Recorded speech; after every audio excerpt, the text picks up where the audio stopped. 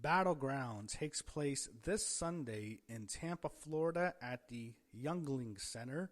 Hope I pronounced that one right.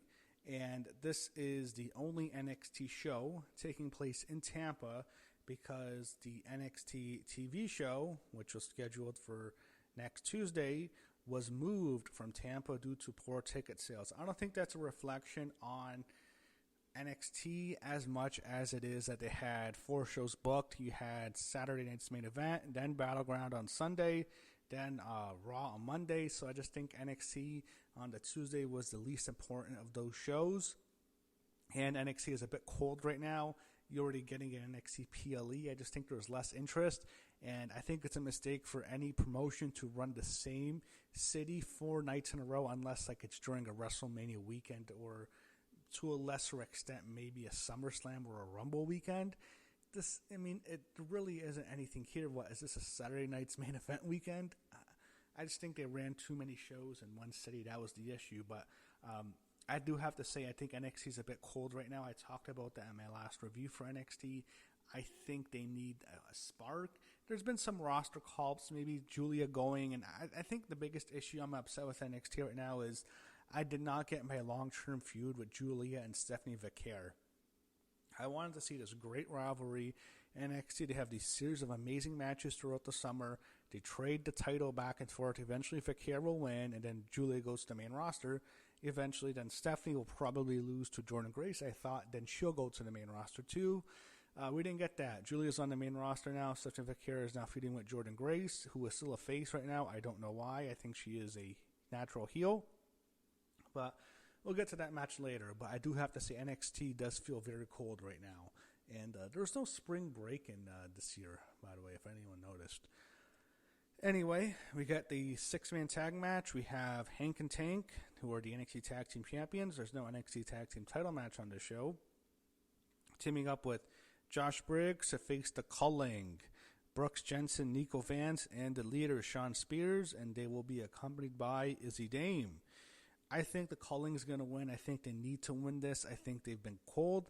They need a win, especially since Shawn Spears lost the NXT North American Championship to Ricky Saints, who, by the way, is not on the show. He's facing Ethan Page on Tuesday. I'm sure that was probably going to be expected to headline the Tampa show for NXT, but it'll be in the Performance Center now in Orlando.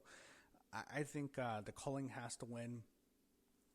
I think the more interesting thing, however, is do we see Josh Briggs turn on Hank and Tank and join the Culling? I'm going to say yes, but just not on the show. There's going to be a mishap in which Briggs messes up and it costs Hank and Tank the match, and they'll be disappointed, but they won't turn on him. And the whole thing is he's sad he lost his tag team partner in Nomura. I think eventually he will join the Culling, just not on the show, and he'll make a mistake that will allow the Culling to capitalize, and they will win this match. Next, we have the Don, Tony D'Angelo, taking on his former underboss, Channing Lorenzo, better known as Stax. Stax has to beat the Don here. This is going to be the beginning of a long-term feud. I'm sure eventually we will see Adriana Rizzo return, Riz, and we will see Luca return. I just don't think it's now. Down the road, they'll continue to build this up as a big rivalry. I'm a bit surprised that they're not doing a stipulation. I thought of all the matches on the show, this would be the most likely to have some sort of stip. We're not getting that. We will get stipulation matches down the road. This will be a long-term program. Right now, it makes all the sense in the world for Stax to win. I would say that this is the easiest match to predict on the whole show. Stax has to win, especially after the heel turn. It's a must-win for him, and I think he will beat the Don. But this will be the first of many matches, and we'll see more gimmick matches down the road. We got the NXT Women's North American Championship, and I'll admit, this is the match I'm looking forward to the most. Sol Ruca defends the title she just won last month against the woman who defeated her last year at Heatwave, Kelani Jordynne. The match at Heatwave last year was freaking awesome. It was such an athletic performance by both of them. Both of them are incredibly athletic, both very talented. They move very fast. I think both of them have so much potential. Sol has a lot of comparisons to her and Charlotte Flair. I've heard that. And Kelani, I think, also has a lot of potential as well. Both of them are going to be big stars, I believe, on the main roster. I just think right now for this match in particular. By the way, I think it's going to be hard for them to live up to the Heatwave match. I don't think they should have the exact same match, but I think they can deliver a great matchup. And I think they will have the fans here. The fans last year in Heatwave loved them. They were behind them the whole show, the whole match, and I think they'll get some reception. I just don't know if it'll be as big as it was last year. I think Ruca is going to win. She'll defeat Kelani Jordynne. Again, I'm a bit disappointed. I don't think we're going to get this long-term rivalry between the two. I would have loved a long-term rivalry with Ruca and Kelani Jordynne. At the same time, you get one with Julia and Stephanie Vaquer. I don't know if we're going to get this. I think Soul's going to win. I think that's going to be it for Kelani, feuding with Soul. She might go feud with the NXT Women's Championship because the next feud after this, I believe, is going to be Ruca against Zarya.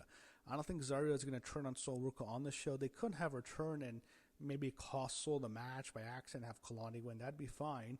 I don't think that happens. I think Soul wins with the Soul Snatcher. She defeats Kelani Jordynne. She avenges her loss last year against Kelani at Heatwave, and then I think she'll feud with Zarya after this. The TNA World Championship defended on an NXT show for the first time. I believe a PLE. Have we ever had a TNA Championship defended on a PLE? I'm not sure. I don't think so. Hendry, who just was on WrestleMania last month when he lost to Randy Orton, defends his TNA Championship against Trick Williams. Here's the thing. They could have Trick win. It wouldn't surprise me too much because they can easily just put the belt back on Joe on any random TNA show. They can do a TNA pay-per-view when Hendry goes back and gets the belt back, and that'll be a big show for TNA. So they'd probably prefer Trick to win just to lose it back. I think Joe Hendry is going to win. I can see the argument for putting on Trick. And the way NXT ended last Tuesday with the guitar segment was, it makes you think, oh yeah, for sure, Trick wins. That's the old McMahon booking. You know, whoever gets the heat on the go-home show usually loses on the pay-per-view. I don't think it's going to happen here. I think Joe Hendry is going to win, and I think they might call up Trick Williams after this, because what else is there really to do with him? He might come up now or after SummerSlam. I think Hendry wins, and he retains the TNA Championship on the show. Next, the NXT Women's Championship, Stephanie Vaquer against Jordynne Grace. I've already talked about how upset I am that we're not getting this long-term feud with Stephanie Vaquer and Julia. As for Jordynne Grace, I just think she's miscast as a babyface. She's a heel. I expect a fully Vaquer crowd. Everyone loves Stephanie Vaquer. She's the sweetheart of NXT. She is the most popular female star in NXT and on the whole women's roster. She's got to be in the top 5 most popular, maybe top 3. She is very over right now. Will she win or lose? I think she will lose to Jordynne Grace, just not at Battleground. Jordynne Grace will turn heel after this, and I think eventually she'll get the belt from Stephanie Vaquer, maybe later in the summer, maybe at Heatwave or a show before that in the summer, and I think that's when we get a heel killer monster, Jordynne Grace, in NXT that people hate, and eventually a babyface will defeat her. I think Vaquer eventually does go to the main roster, probably before the end of the year. I think, however, on this show, Stephanie's going to retain her title, and La Primera, the Dark Angel, will win, and Tampa will love that because they're going to love her, and we'll see the Devil's Kiss. I think that's the move of her that everyone loves. Booker T will go crazy. The fans will go crazy. We'll get that spot, and I think right now she's going to beat Jordynne Grace, but eventually they'll have a longer-term feud, I hope. I think that's what they should go. I mean, we're not getting the one I want, but this is a decent substitute. Next, I don't know if this is the main event. It's probably not. If I were to make a prediction, I think the main event ends up being Joe Hendry and Trick Williams. But this could be the main event. Or they could go with Vaquer and Grace. That could be fine. They can go with that as the main event. But this is the match listed at the top of Wikipedia. And most NXT PLEs, the main event is the NXT Championship. So I'm just going to put this as the last match I talk about. We have Femi defending his NXT Championship against Joe Hendry, which I believe will main event on this Sunday at Battleground. And who wins? By the way, did I say Battleground Saturday or Sunday? I hope I didn't say Saturday because it's always NXT PLEs are almost always on Saturday. Just associate NXT with Saturday. Maybe that goes all the way back to takeovers, but Yeah, I think I hope I said Sunday. It's this Sunday Battleground, by the way. You can watch Farrett's main event on Saturday if you need to watch a show there. But the main event, I believe, on Sunday will be Femi. That's listed on Wikipedia for this Sunday is Femi defending his NXT Championship against Myles Borne. Femi is going to win. I'm just going to make it quick. What do I think happens? I think no quarter catch rule will be involved. Charlie Dempsey will make a mistake, and it won't necessarily cost Myles Borne a match, but he'll make a mistake and he'll get hit with Femi's finisher, and Femi will win. Later down the road, Dempsey turns on Myles Borne. They have a long-term feud. Myles Borne wins, and they're going to try to build Myles Borne as a major babyface. And I think maybe one day he will be NXT champion, just not on Sunday. Femi retains, but the whole story is going to be Charlie Dempsey turning on Myles Borne, and that'll be at the end of the no quarter catch corner. By the way, I think Ren Sinclair can have a decent run as a babyface in NXT, but that's how I see Sunday's show going, and hopefully we get a decent PLE. I did mention I think NXT is cold. The ratings are reflecting that. They've lost some stars to going up to the main roster. Some people have gone back to overseas.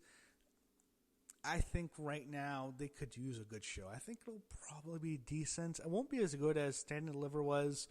I don't think it certainly won't be as good as the MSG show was. The Roadblock show won't be as good as Vengeance Day, which was a very good show.